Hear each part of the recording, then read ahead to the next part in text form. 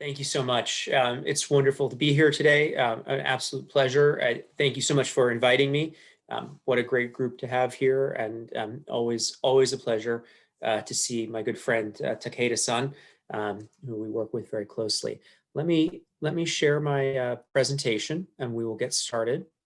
So as we said, the topic is Biden's climate change options in a divided Congress.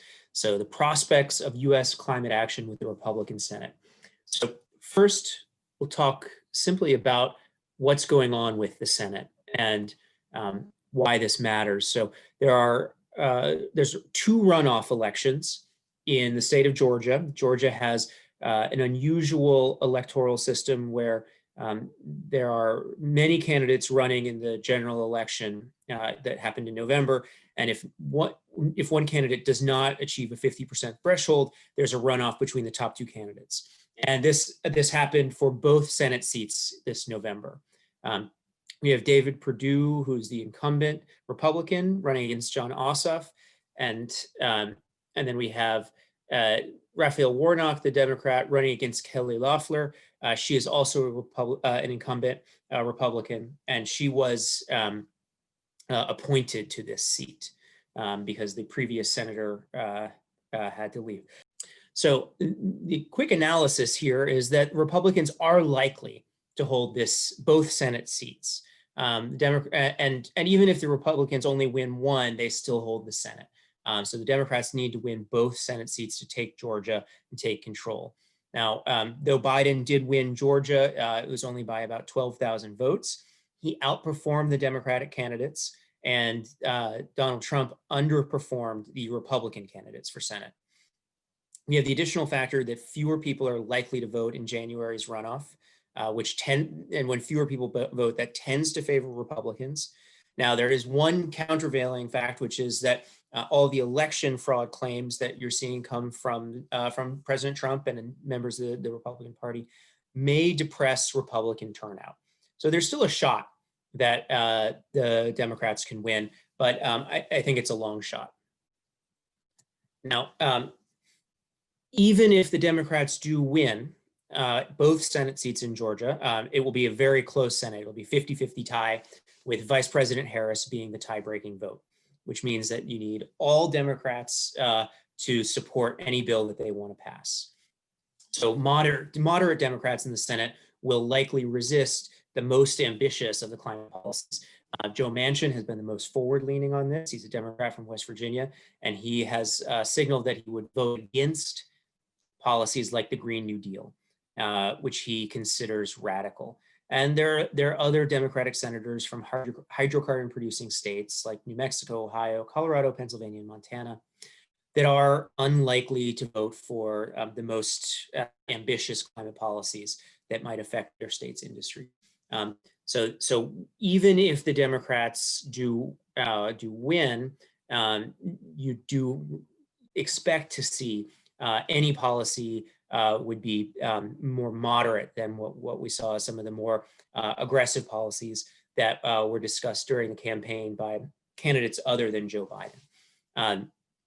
That's not to say that it's not a different world with Democrats in charge of the Senate versus Republicans. Very much is. If the Democrats do take control of the Senate, then we will see much more get passed. But the subject of this talk is the more likely outcome, which is that the Republicans maintain control of the Senate. And so what pathways does that leave for Joe Biden? So as president, his first pathway will be executive action. Now, he said he will rejoin the Paris Climate Agreement on day one. I think that is absolutely going to happen. He can do that with executive authority, and there's nothing that the Republican Senate can do to stop him. What else does he plan to do? He'll embed climate policy in foreign relations and trade. I think the clearest signal that he will do this is naming John Kerry as the climate envoy. That John Kerry as a climate envoy does a couple of things. First, it signals to the world that we're serious about climate, that the United States is going to care about climate again. It signals that he recognizes that it is more than just a domestic issue, that in order to achieve our climate goals, we really need to bring the rest of the world along. What's interesting about this is that in many of the Republican criticisms of domestic climate action, they argue that it doesn't actually bring the rest of the world along, and so it just punishes the U.S. economy while letting other emitters produce cheaper goods and import them. That's from one part of the Republican Party. There are other parts of the Republican Party that criticize the Paris Agreement for a whole host of other reasons. And I'll get to later on how the Republican Party is starting to think about climate.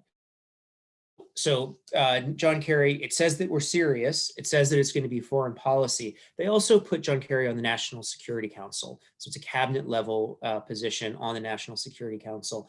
And that also suggests that they will treat climate change like a national security concern. The military has been doing this for a while. They think about rising sea levels. They think about rising sea levels impacting naval bases. Norfolk, Virginia is a very good example of this. They also think about extreme heat impeding the ability to operate in various military theaters.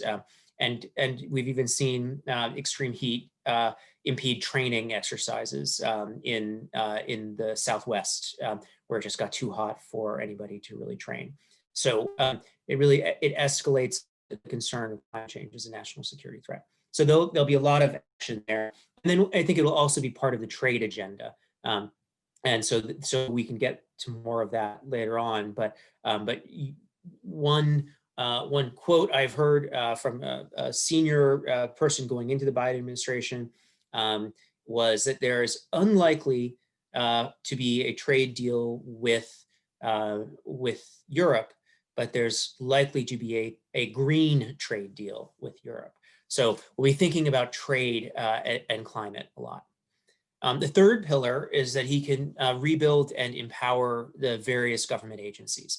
The Trump administration really tried to disempower a number of government agencies, and their ability to do so really varied across the agency, and each agency had different types of leadership and did different things. I think, for instance, the Department of Energy is it's still in pretty good shape. There's some really great things that came out of the Department of Energy. I know that EPA, the Environmental Protection Agency, those folks there are pretty dispirited. Interior as well. So you can rebuild these agencies, but as Biden is rebuilding these agencies, he'll make climate part of that rebuilding.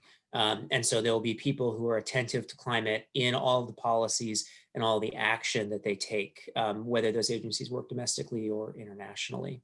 Now he can move on to rulemaking. This is the regulatory process. I want to take a step back and talk about if the Democrats win both seats in Georgia, again, because rulemaking is a little more interesting if the Democrats win. There's something called the Congressional Review Act, which allows a new Congress, so what we'll have in January, a new Congress, to repeal or undo any regulation that the administration had passed in roughly the past 6 months. There's a complicated calculus to the exact time frame about what qualifies. It's the number of working days in the Senate.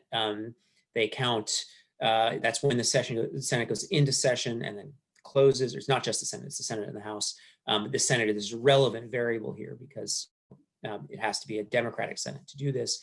But if they were able, if the Democrats retook the Senate, the Democrats would be able to undo some of the rulemaking that the Trump administration has done in the past 6 months or so. There are a couple of key rules that would qualify.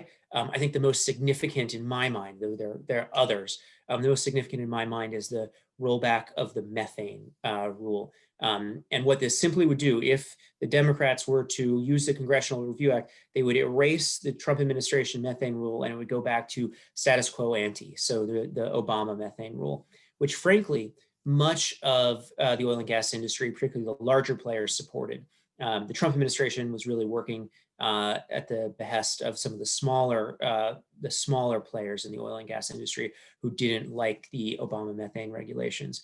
I think this is important if the Democrats win, for them to do this. The next decade Engie debacle that happened last month, where Engie, under pressure from the French government, declined to invest in next decade and perhaps undermine some of their growth because of concerns about the U.S. methane intensity of its LNG.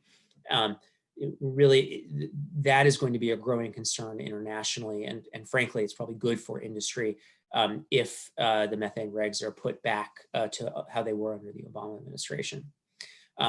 However, in the scenario we're really focused on, where the Republicans take the Senate, you'll have to actually redo these rules. And rulemaking takes time, but there are rules that the EPA, Interior, any number of agencies can work on. Fuel economy standards, methane, coal ash. You can prohibit hydrocarbon extraction on public lands. You can reinstate greenhouse gas emission standards. Now, this takes time. So with Congressional Review Act, you can undo it right away, as long as the rule was finalized in the past 6 months or so. But if you're actually creating a new rule, there's a very long process. It can take 2 years, and a more conservative federal judiciary means that these regulations are more likely to be overturned in court. They most likely will end up in court, and Donald Trump and the Trump administration has been very effective at filling judge vacancies, judiciary vacancies across the federal court system. And so you're likely to see these get overturned, or the Biden administration taking even longer to produce these rules in order to make sure they're less likely, they're more watertight, they're less likely to be overturned. And the other issue with rulemaking is, just like Biden can overturn Trump's regulations, and Trump overturned Obama's regulations, the next president, whether that is Donald Trump coming back in 2025, or if there is another Republican that wins in 2025, wins the election in 2024, takes over in 2025, or the next cycle, or whenever, a Republican could also overturn these rules. So that's not a permanent fix, but those are the actions that President Biden can take using executive authority. Now, I couldn't get into this in this presentation. There's a great report by the Sabin Center for Climate Change Law at Columbia University that examines Biden's options for executive action. And I think it's a list of like 63 or 68 different policies. They're very narrow. They're very specific. It's not a comprehensive way of addressing the issue, but there's a lot of ways that he can get into that. And I recommend, for people who want to spend the time really understanding the various options that Biden has, just using executive authority, to look at that paper. It's quite thorough. Now, pathway 2, bipartisan legislation. So using the Congress.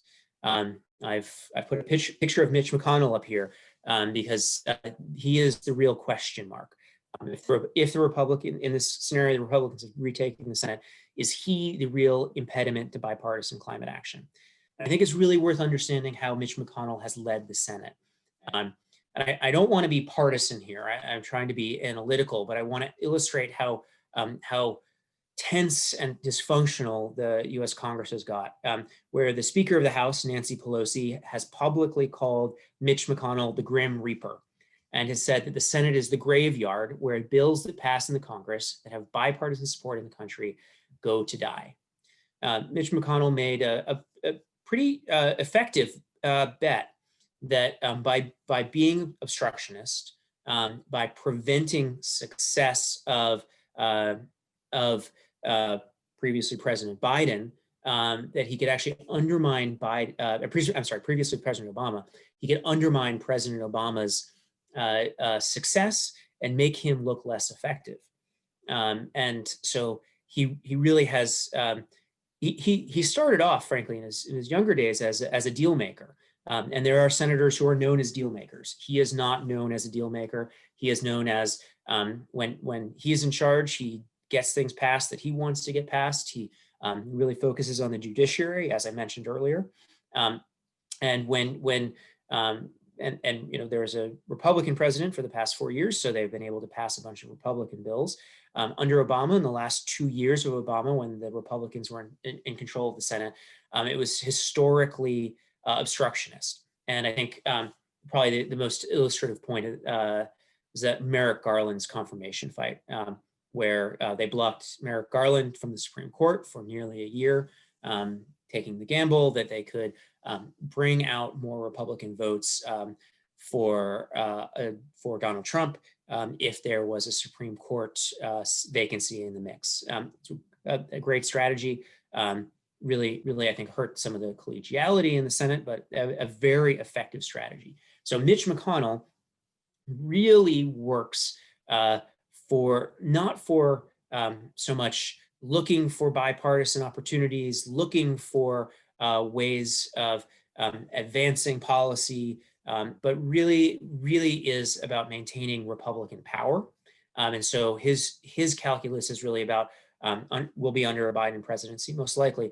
Will this advance Republican electoral goals? Will this make it easier for Republicans to get elected in the House and in the Senate? And it will make it easier for a Republican to win during the next presidential electoral cycle. So the question is, will he take the same tack with Biden?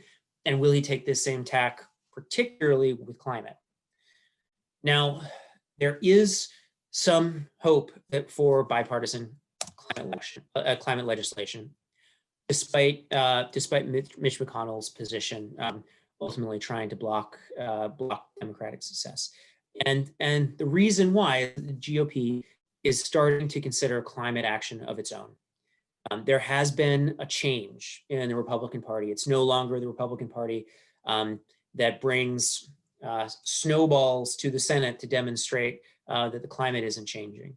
There's still people like that, but predominantly it isn't that. That narrative is far less pronounced in the Republican Party. Donald Trump stopped tweeting about the climate hoax, and the House Minority Leader McCarthy earlier this year was fairly forward-leaning about the Republican Party's need to start addressing climate change. And he sees a very simple calculus, which is that in younger voters all accept that climate change is real, whether they're Democrats or Republicans. The climate skepticism that has been a mainstay of the Republican Party for a while is fading, and younger voters are less inclined to be skeptical about climate. This means so McCarthy made a calculation that in order to keep younger voters, in order to maintain some sort of electoral power, the Republicans needed to develop their own sets of policies. They're not the same policies as Democratic policies, but nonetheless, there is starting to be movement. And I think that there will be some assessment by the Republican Party about how they fared in this election. Of course, they did better down ballot, but Donald Trump lost a lot of the youth vote. And the youth actually came out to vote this time. They don't usually in the United States. And so Donald Trump fared very poorly with younger voters. And so they're going to need to make some sort of movement and concession on these issues. It's not going to be easy. The Republican Party is still pretty internally far apart where they are on climate, and then also far from some of the Democrats. But there you have seen some action recently. So first, the Trillion Trees Initiative. Trump and congressional Republicans endorsed this effort to plant 1 trillion trees worldwide. So nature-based solutions. I see nature-based solutions as really positive. And Kevin McCarthy has been very forward-leaning, and the Republicans have been very forward-leaning on carbon capture technologies and for tech innovation. On carbon capture, perhaps one of the most important climate pieces of climate legislation was passed in the past few years, the 45Q tax incentive, which incentivizes carbon capture and sequestration. In some ways, quietly puts a price on carbon. Not all carbon, specific types of carbon, carbon that can be captured from power plants. So any carbon that can be captured in that way, but it nonetheless puts a price on it, and that's quite a change. There's also strong support for tech innovation. The Trump administration tried to cut DOE's budget for research and developments in the national labs every year, and the Congress, with Republican support, always reinstated it and often gave even more every year. So tech innovation is an area where there's some bipartisan support. So and you also just have seen Energy Secretary Dan Brouillette talk about climate challenges and talk about emissions. There's a real narrative shift over the past couple of years. What they want is they want to fight those who want to fight climate change, and that's still not everybody, but those who want to take this challenge on will want to do so without hampering the economy, without really undermining the oil and gas industry too much. And they really are not too interested in regulation, though I think that even some Republicans would support the methane regs, having seen what has happened with next decade. So here are some avenues for bipartisan climate policy. We already talked about carbon capture, and I think that while there are some parts of the Democratic Party, particularly on the left, that are pretty ideologically committed to renewables and renewables only. The center and this is a growing body of Democrats recognize that we're not going to get to where they want to go without carbon capture. So I see an opportunity for significant carbon capture. Nuclear as well. There was bipartisan nuclear power legislation passed under the Trump administration, under a Republican Senate, with Democratic support. There was recently a letter over the summer, not as recently as I wish, a letter from 20 senators, a bipartisan group, encouraging the Nuclear Energy Leadership Act, NELA, to be included in the NDAA, the National Defense Authorization Act. I want to tout the Atlantic Council's horn here for a second. This bipartisan group of senators cited an Atlantic Council paper on the value that civilian nuclear power sector provides to the national security establishment as one of the core reasons why support for nuclear power, civilian nuclear power, should be included in the defense bill. So it was included in the Senate version. I don't believe it's been included in the House version, but everyone I talk to says when they reconcile, it probably would be included. But of course, the NDAA right now might not pass. Trump is threatening to veto it. And this would be the first time in 50-something years that it doesn't pass. This is the bill that they pass every year. So this is still up in the air. But the larger point is that there is bipartisan support for nuclear power. Now, you saw, if you were paying attention to the Democratic primary debates, that some Democrats are against nuclear power. That is going to be true no matter what, but there's even softening there.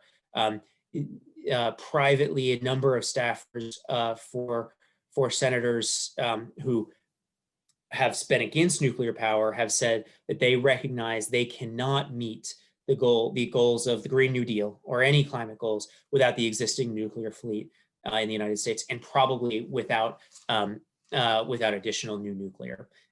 So you see that from the staffers. Some of the politicians have longstanding sort of commitments to an environmental movement that was against nuclear. That's changing with younger generations, but there is opportunity for bipartisan support. And we've already talked about innovation. Now, there's one other thing that I think those are things that have been supported previously. I do think that there is going to be an opportunity, again, Mitch McConnell is the open question, for some sector-specific policy coming out of the Congress. Not a comprehensive bill, not a Green New Deal, not a Green Real Deal that Ernie Moniz has suggested, but very sector specific. Clean transportation and infrastructure, grid modernization, energy efficiency, and community investment. I think community investment is interesting because this ties into a number of key issues that have emerged in the United States over the past year, with questions about racial justice in the United States, and a growing recognition of environmental justice issues, and linking those two. While polling suggests that ultimately a number of Americans were turned off by some of the violence and some of the ways in which some of the protests in the United States happened later in the fall, that ultimately many support the need for greater racial justice, and environmental justice will be a key part of that. So there's an opportunity for community investment in clean energy that really supports what would be seen as environmental justice, and cleaning up air in adversely affected communities. The other piece that makes this look likely is that there is at least talk, and we'll see where this goes, but I think it's pretty real, of bringing back earmarks. Earmarks were a way of legislators giving specific grants to very specific projects, to very specific communities, essentially a way of bringing home the bacon to their home districts. This was reformed. Earmarks, there was some controversy around earmarks. Some representatives were misusing earmarks. Earmarks were reformed between 2007 and 2010.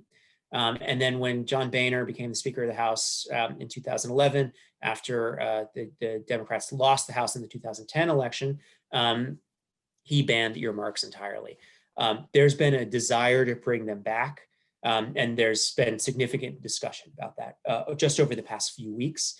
And the other thing, and so with earmarks, you can see real investment in communities.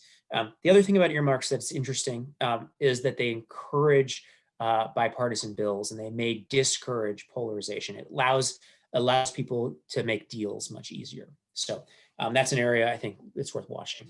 So the two main avenues, I think, initially for bipartisan climate policy, where you could see some of these sectoral approaches coming in, COVID stimulus. There may or may not be a bill by the end of the year.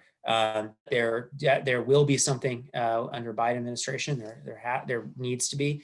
Biden recognizes the error of the Obama administration under investing after the financial crisis. Now, it's going to be harder to do with a Republican Senate, but nonetheless. And so, while in previous COVID stimulus there really hasn't been much in terms of green investment, there was discussion maybe make cleaning up air travel part of bailing out the airlines, perhaps putting some requirements on the oil and gas industry if they use bailout money, et cetera. I do think that in a Biden administration, COVID stimulus will have more green requirements. So we'll see. I think that's one avenue. And the other is infrastructure spending. This, of course, follows COVID stimulus, but is perhaps more comprehensive. Republicans and Democrats alike have said they've wanted infrastructure spending. Every week in Washington is infrastructure week, is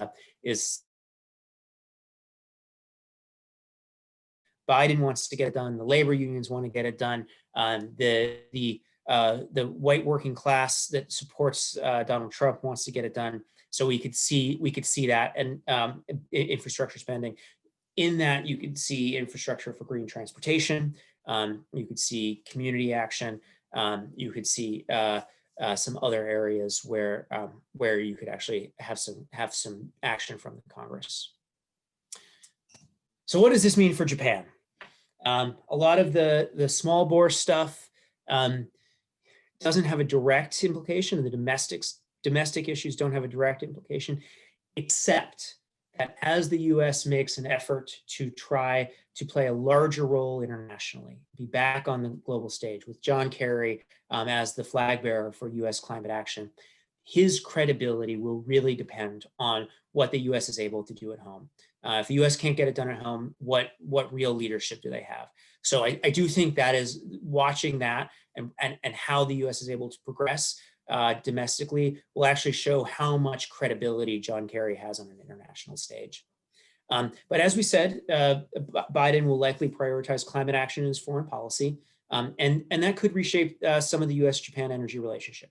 I don't think natural gas, nuclear, likely to go away. Natural gas is going to be less emphasized, but most of the people relevant to the Biden administration recognize that this is a long-term change that they want to see.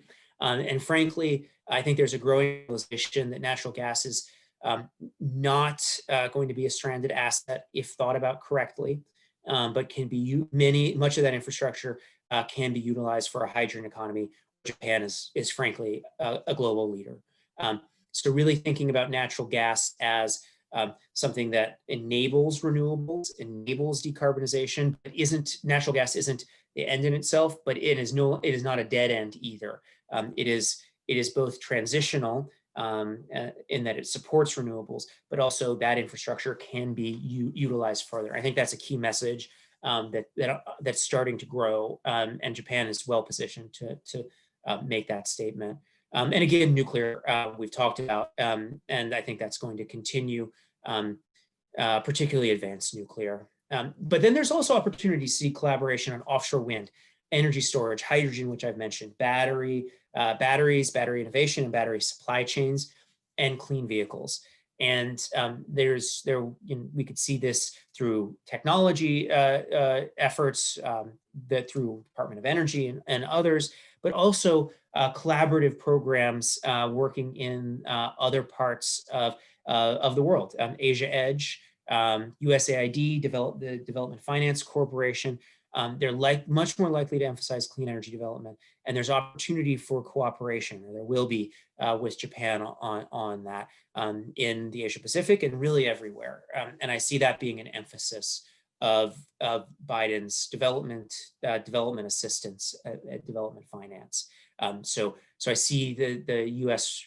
probably will likely hope to get Japan involved in that. And then finally, I do think this shift will, as we mentioned, extend to trade relationships. And we've been thinking about this internally and with Japanese partners about carbon border adjustment. And the Biden administration has said that they want carbon border adjustment as part of their policy. They recognize that it's a challenge and that the designing this will be hard, but the Europeans already signaling they're open to working with the US on this. And so there is a real possibility for Japan to serve as a partner for the US in establishing transparent clean energy and clean manufacturing markets. So with that, that is the end of my presentation, and I'm looking forward to questions and a robust conversation.